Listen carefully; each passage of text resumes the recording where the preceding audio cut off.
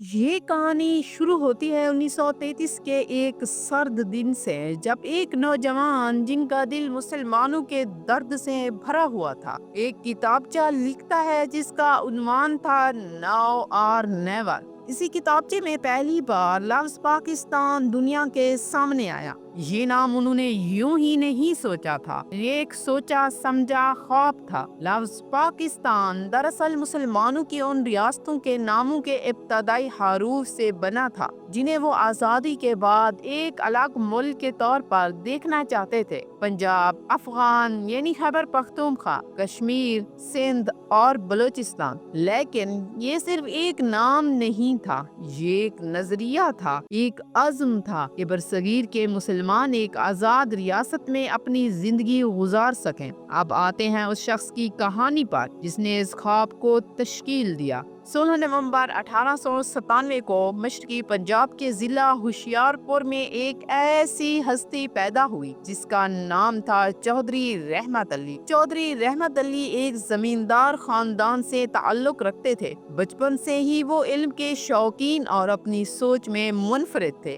इब्तदाई तालीम एक दीनी मकतब से हासिल की और फिर आला तालीम के लिए लाहौर का रुख किया। इस्लामिया कॉलेज लाहौर में जहाँ वो तालीम हासिल कर रहे थे, उन्होंने बज़्म शिबली की बुनियाद रखी। यहाँ वो न सिर्फ अपनी तालीम बल्कि मुसलमानों के मसाइल पर भी गौर व फिक्र करते। चौधरी रहमत अली की सबसे बड़ी खसूसियत ये थी कि वो वक्त से पहले सोचते थे। 1915 में दौरान तालीम ही उन्होंने हिंदुस्तान के शुमाली इलाकों को एक मुस्लिम रियासत में तब्दील करने का नजरिया पेश। लेकिन उनका असल वक्त आया जब वो कैम्ब्रिज यूनिवर्सिटी गए। यहाँ उन्होंने कानून और सियासत में आला तालीम हासिल। यहीं उनकी सोच को वुसअत मिली और उन्होंने मुसलमानों के लिए एक अलग रियासत का ख्वाब देखना शुरू किया। 1933 वो साल था जब चौधरी रहमत अली ने नाउ और नेवर शेयर किया। इस किताबचे में पहली बार लफ्ज पाकिस्तान सामने आया। उन्होंने इस नाम को मुसलमानों के लिए एक अलग रियासत के तौर पर पेश किया। ये एक सियासी तहरीक से बढ़कर मुसलमानों के हकूक की बाजियाबी का अज़्म था। चौधरी रहमत अली को अपनी जिंदगी में कई चैलेंज का सामना करना पड़ा। 1947 में पाकिस्तान के क़याम के बाद भी वो पाकिस्तान वापस ना आ सके। 1948 में जब वो पाकिस्तान आने की कोशिश कर रहे तो वजीर आला पंजाब की जानिब से उनके दाखिले पर पाबंदी लगा दी गई। 29 जनवरी 1951 को नमूनिया में मुब्तला होने के बाद वो 3 फरवरी को इंतकाल कर गए। उनका जस्ते खाकी कैम्ब्रिज के एक कब्रिस्तान में दफन है। चौधरी रहमत अली ने अपनी जिंदगी में बहुत कुछ देखा और सहा, लेकिन उनका नजरिया